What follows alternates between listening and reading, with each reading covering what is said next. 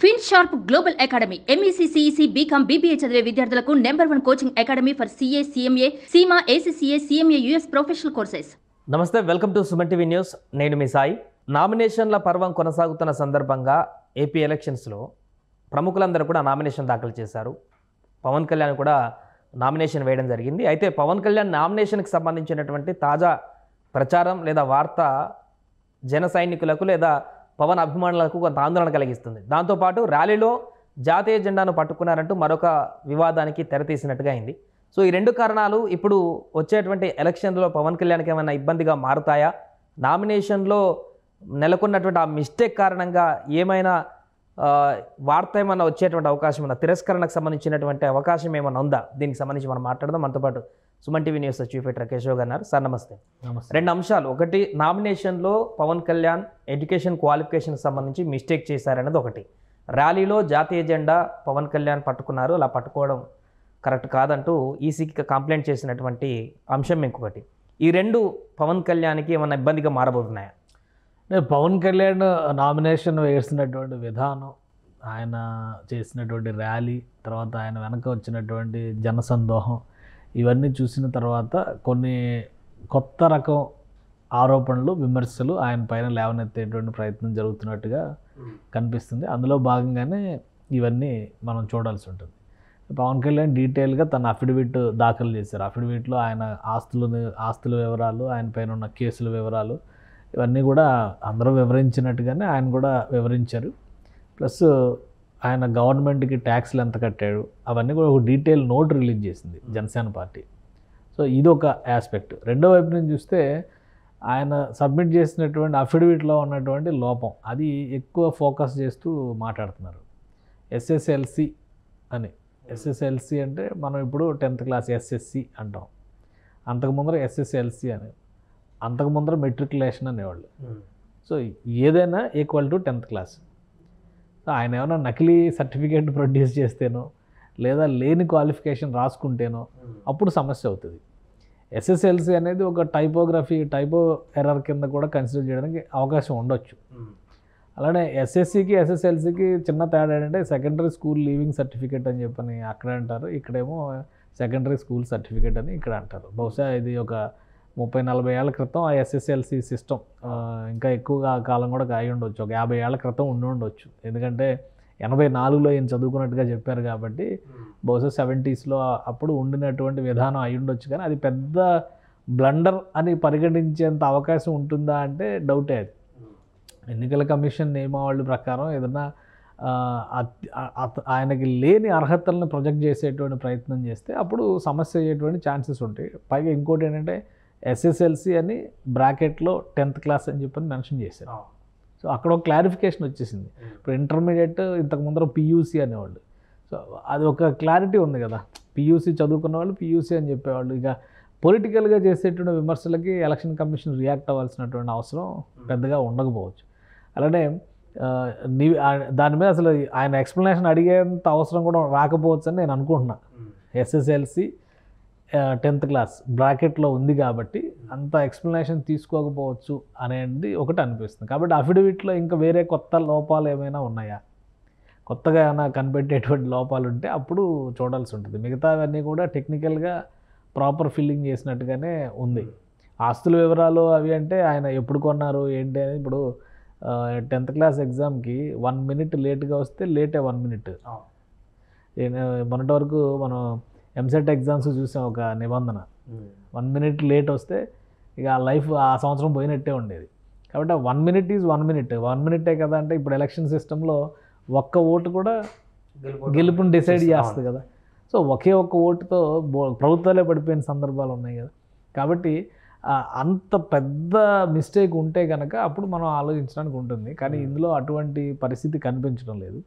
రెండోది, ఇప్పుడు మీరు అన్నట్టుగా జాతీయ జెండా పట్టుకోవడం ఇంకా చాలా ఉన్నాయి. ఎలక్షన్ క్యాంపెయిన్, ఎలక్షన్ కోడ్ మొదలైన తర్వాత పవన్ కళ్యాణ్ చేసినటువంటి వ్యాఖ్యలు, ముఖ్యంగా ముఖ్యమంత్రిని ఉద్దేశించి చేసినటువంటి వ్యాఖ్యలు, మొన్న అనకాపల్లి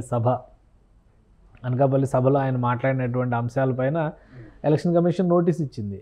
వ్యక్తిగతంగా మాట్లాడినటువంటి అంశాలపైన చంద్రబాబు నాయుడు గారికి ఇచ్చింది నోటీసు, అటు జగన్ గారికి ఇచ్చింది నోటీసు. కాబట్టి ఆ పరిధి దాటినటువంటి వ్యవహార శైలి ఉంది అనుకున్నప్పుడు ఖచ్చితంగా ఎలక్షన్ కమిషన్ రియాక్ట్ అవుతుంది. ఇక్కడ పర్టికులర్గా చూసేంత పరిస్థితి మరి ఏముంది, ఏమేమి ఆధారాలు సబ్మిట్ చేశారు, ఏమేమి ఆధారాలు ఉన్నాయి అనేది విశ్లేషించిన తర్వాత బహుశా రియాక్ట్ అవ్వడానికి అవకాశం ఉంటుంది. అయితే ఒకటి వైఎస్ఆర్సీపీ నాయకులు చేస్తున్నటువంటి విమర్శల పరంగా చూస్తే ఫస్ట్ పాయింట్, ర్యాలీకి అనుమతి ఒకసారి తీసుకుని అదే ప్రాంతంలో 2 సార్లు ర్యాలీ చేశారు అంటున్నారు. సో అంటే బహుశా ఏదన్నా జాగ్రఫీ మనకు కరెక్ట్గా తెలియదు కాబట్టి అది చేబ్రోలు వరకు ర్యాలీకి పర్మిషన్ తీసుకున్నారు, కానీ అక్కడ 2 సార్లు తిరిగారు అంటున్నారు. సో అందులో వాస్తవం ఏంటనేది అధికారులు నివేదిక ఇవ్వాల్సి ఉంటుంది. రెండోది, ఎలక్షన్ కమిషన్ అంటే మనం నామినేషన్ సబ్మిట్ చేసేటప్పుడు రిటర్నింగ్ ఆఫీసర్ ఆఫీస్కి 100 మీటర్ల దూరం వరకు మాత్రమే పర్మిషన్ ఉంది. అక్కడ నుంచి వెహికల్స్ అన్నీ ఆపేసి నడుచుకుని వెళ్లాల్సినటువంటి పరిస్థితి ఉంటుంది. ఆ నిబంధనను ఉల్లంఘించారనేటువంటి ఆరోపణ ఒకటి చేస్తున్నారు వైసీపీ నాయకులు. ఇంకొకటి, లోపలికి 5గురిని మాత్రమే అనుమతించాలి అభ్యర్థితో కలిపి. నాగబాబు గారు, తర్వాత వర్మ గారు, పవన్ కళ్యాణ్, అలానే మరొక 2-3 వెళ్ళారు. వర్మ గారి కుమారుడు కూడా వెళ్ళారు. సో ఇట్లా ఆ ఉల్లంఘన జరిగింది. అక్కడ కూడా ఒక 2 ఎక్స్ట్రానే అలౌ చేశారు పవన్ కళ్యాణ్ విషయంలో అని ఇంకొక ఆరోపణ చేస్తున్నారు. దీంతోపాటు ఇంకొకటి అదనంగా ఏంటంటే కొద్దిగా నేషనల్ స్పిరిట్ని జోడించినట్టుగా ఉంది. జాతీయ జెండాని పట్టుకున్నారు ర్యాలీలో. వాస్తవానికి అయితే జాతీయ జెండాని ఉపయోగించకూడదు ఎన్నికల ప్రచారంలో. కాంగ్రెస్ పార్టీ 3 రంగుల జెండా గుర్తు ఉన్న 3 రంగుల జెండాను కూడా అసలు ఉపయోగించకూడదని కేసులు వేసిన సందర్భాలు ఉన్నాయి. సో ఆ రకంగా చూస్తే అది కొంచెం సీరియస్ ఇష్యూ అవుతుంది. కాకపోతే దాన్ని ఏ విధంగా పట్టుకోవాల్సి వచ్చింది, ఏ విధంగా జరిగింది అనేది ఒకసారి నివేదిక తీసుకున్న తర్వాత బహుశా అప్పుడు దాన్ని బట్టి ఎలక్షన్ కమిషన్ రియాక్ట్ అవ్వడానికి అవకాశం ఉంది. కానీ ఈ అంశాలను దృష్టిలో పెట్టుకొని అనర్హత వేటు వేసేంత, లేదంటే ఆయన అప్లికేషన్ తిరస్కరించేంత అవకాశం ఉంటుందని నేను అనుకోవట్లా. ఎందుకంటే ఇప్పుడు సూరత్లో ఏం జరిగింది? సూరత్లో కాంగ్రెస్ పార్టీ నామినేషన్ వేసినటువంటి అభ్యర్థి సంతకాలు ఫోర్జరీ సంతకాలు అనేటువంటి ఆరోపణ వచ్చింది. నకిలీ పత్రాలు పెట్టారనేటువంటి ఆరోపణ వచ్చింది. సో ఆ స్క్రూటినీలో అక్కడ ఉన్నటువంటి ఎన్నికల అధికారి దాన్ని తప్పుగా, అంటే వచ్చినటువంటి ఆరోపణలో వాస్తవం ఉన్నట్టుగా ధృవీకరించుకోవడం వలన ఆయన నామినేషన్ తిరస్కరించారు. స్వతంత్ర అభ్యర్థులుగా నామినేషన్ వేసిన వాళ్ళు నామినేషన్ ఉపసంహరించుకున్నారు. సో ఏకగ్రీవం అయింది. ఇప్పుడు ఇంకొక ఆప్షన్ ఉంది. తిరస్కరణకు గురైనటువంటి అభ్యర్థి కోర్టుకు వెళ్ళొచ్చు. అయితే ఎన్ని రోజులకి జడ్జిమెంట్ వస్తుందనేది చూడాలి. ఎందుకంటే మొన్న చండీగఢ్లో మున్సిపల్ ఎలక్షన్స్ విషయంలో మనం చూసాం కదా, మేయర్ ఎలక్షన్స్ విషయంలో రిటర్నింగ్ ఆఫీసర్ రూల్స్ను వైలేట్ చేస్తే ఢిల్లీ హైకోర్టు చాలా సీరియస్గా చివాట్లు పెట్టింది, పనిష్మెంట్ ఇచ్చింది.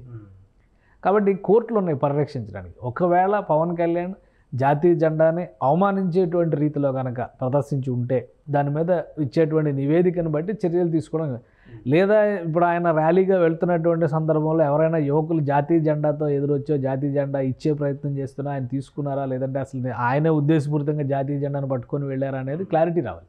సో అది క్లారిటీ వచ్చిందనుకో, దాన్ని బట్టి ఎటువంటి యాక్షన్ తీసుకోవచ్చు అనే దాని మీద ఎలక్షన్ కమిషన్ డెసిషన్ తీసుకోవడానికి అయితే స్కోప్ ఉంటుంది. అప్పటి వరకు దాన్ని మనం ఏమి కామెంట్ చేయలేము. బట్ ఫిర్యాదులకు మాత్రం ఇది ఒక మంచి అడ్వాంటేజ్గా కనిపిస్తున్నట్టు ఉంది. సోషల్ మీడియాలో అన్నిట్లలో కూడా ఈ జాతీయ జెండా అంశం కానీ, ఈ 10th సర్టిఫికేట్కి సంబంధించిన ఇష్యూది కానీ, మిగతా మీరు అన్నట్టుగా పబ్లిసిటీ బాగా చేస్తూ కనిపిస్తున్నాయి పోస్ట్ అనేది. అంటే social media is for that only. ఇప్పుడు సోషల్ మీడియా చిలవలు పలవలుగా చేయడం అంటారు కదా, ఆ పని కోసం పెట్టుకుందే సోషల్ మీడియా. జగన్మోహన్ రెడ్డి గారు మొన్న మీటింగ్ పెట్టి వైసీపీలో వాళ్ళందరికీ ఏం చెప్పారు, వైసీపీని దాడి చేసేందుకు, వైసీపీ విధానాలపైన దాడి చేసేందుకు విపరీతమైనటువంటి ప్రచారం, ఒకరు కాదు 3 పార్టీలు కలిసి చేస్తున్నాయి. కాబట్టి మీరు దాన్ని తట్టుకోవాలంటే ఇప్పుడు చేస్తున్న దానికి ఇంకొంత శక్తిని జోడించి చేయండి అని చెప్పారు. సో ఆటోమేటిక్గా చేస్తారు. ఒక అవకాశం వచ్చింది కదా, ఒక చిన్న, అంటే మిస్టేక్ అనేది మిస్టేక్, చిన్నదా పెద్దదా అనేది తర్వాత, అది తర్వాత ప్రజలు డిసైడ్ చేసేంత సమయం ఈరోజు ఉందా లేదా అనేది. ఇప్పుడు అంతా వాట్సాప్ యూనివర్సిటీను, ఫేస్బుక్ క్వాలిఫికేషన్స్ ఉన్న వాళ్ళే కదా అందరూ చేస్తుంది. 10th క్లాస్ చేసిన వాళ్ళు కూడా అందులో పెట్టేస్తే వాళ్ళు ఫార్వర్డ్ చేసేయచ్చు. ఆ టీంలో పనిచేయడానికి 10th క్లాస్ చేసినా సరిపోద్ది. 10th చేయకపోయినా కానీ ఆన్లైన్లో జీమెయిల్ అకౌంట్ ఓపెన్ చేస్తే సరిపోద్ది. కానీ ప్రజాసేవ దగ్గర, ఎన్నికల దగ్గరకు వచ్చేసరికి పవన్ కళ్యాణ్ 10th క్లాసే చదివాడు అనే దగ్గరకు వచ్చేసరికి డిఫరెంట్ ఆర్గ్యుమెంట్ వస్తుంది మళ్ళీ. కాబట్టి అది పొలిటికల్గా వాళ్ళు ఒక వన్ సైడ్గా తీసుకునేటువంటి ఎజెండాలో భాగంగా చేసేటువంటి ప్రచారం. దానికి ఎంతమంది ఇన్ఫ్లుయెన్స్ అవుతారు, లేదా ప్రజలు ఒకవేళ నిజమే కదా ఇది అని అనుకునేటువంటి పరిస్థితి ఉంటుందా లేదా అనేది అది వాళ్ళ విచక్షణ స్థాయిని బట్టి డిసైడ్ చేసేటువంటి అంశం. కానీ ఎన్నికల కమిషన్ దగ్గరకు వచ్చేసరికి డిస్క్వాలిఫికేషన్ అనేటువంటి పాయింట్ ఆఫ్ వ్యూలో ఇలాంటి ఆర్గ్యుమెంట్స్ ఏవి కూడా నిలబడవు. ఇప్పుడు ఉదాహరణకి పార్లమెంట్లో తెలంగాణ ఇవ్వాలా వద్దా అని పెద్ద ఆర్గ్యుమెంట్ జరుగుతుంటే తెలుగుదేశం పార్టీ నాయకులు సేవ్ ఆంధ్రప్రదేశ్ అని ప్లకార్డులు పట్టుకుంటే కాంగ్రెస్ పార్టీ ఎంపీగా ఉన్నటువంటి జగన్మోహన్ రెడ్డి గారు ఆవేశంగా ప్లకార్డు ప్రదర్శించారు. సో అప్పుడు జరిగినటువంటి పరిణామాలు ఏంటి? కాబట్టి కొన్నిసార్లు ఎమోషన్స్ కొన్ని డెసిషన్స్ తీసుకునేలా చేస్తాయి. అలాంటి సందర్భాల్లో జరిగినటువంటి సంఘటనలు అవి. లేదా ఉద్దేశపూరితంగా పవన్ కళ్యాణ్ జాతీయ జెండాను తీసుకుని నామినేషన్ వేసేటువంటి క్రమంలో ఒక చేత్తో జాతీయ జెండా, ఒక చేత్తో పార్టీల జెండాలు పట్టుకుని వెళ్ళారా? దీని మీద క్లారిటీ రావాలి. ఎందుకంటే సోషల్ మీడియాలో చేస్తున్నటువంటి కామెంట్స్ అన్నీ అవే. ఇన్ని వేల పుస్తకాలు చదివారన్నో, అంత నాలెడ్జ్ ఉందన్నో, అది ఉందన్నో, ఇది కామన్ సెన్స్ లేదని ఇట్లాంటివన్నీ రాసి పెడుతున్నారు. కాబట్టి అది ఉద్దేశపూరితంగా పవన్ కళ్యాణ్ని డ్యామేజ్ చేసేటువంటి ఎత్తుగడగానే మనం చూడాలి. ఫైనల్గా ఇక్కడ వచ్చేటువంటి ఆరోపణలు, వాటికి ఉన్నటువంటి నైతిక స్థాయి, అలానే వాటికి ఉన్నటువంటి ప్రామాణికత, ఈ అంశాలని దృష్టిలో పెట్టుకుని ఎన్నికల కమిషన్ రియాక్ట్ అవుతుంది. అన్నిటికంటే ముందు ప్రామాణికతనే ఎన్నికల కమిషన్ ప్రధాన ఎజెండాగా, ప్రధాన అంశంగా తీసుకుంటుంది. సో అందులో భాగంగా ఒకవేళ ఆ ఉల్లంఘనలు సీరియస్ ఉల్లంఘనలు అయితే ఖచ్చితంగా ఉచ్చు బిగుసుకునేటువంటి అవకాశం ఉంటుంది. లేదా యథాలాపంగా జరిగినటువంటి పొరపాట్లుగా కనుక గమనిస్తే వాటిని ఇంకోసారి జరగకుండా చూసుకోమని మందలించేటువంటి ప్రయత్నం చేస్తుంది. అంతేగాని పూర్తిగా ఆయన ఎన్నికల ప్రక్రియకే దూరంగా ఉంచే అంత చర్యలు తీసుకునే అంత సివియర్ ఆరోపణలు ఏవి కావు ఇవన్నీ కూడా అనేది నా అభిప్రాయం. Right sir.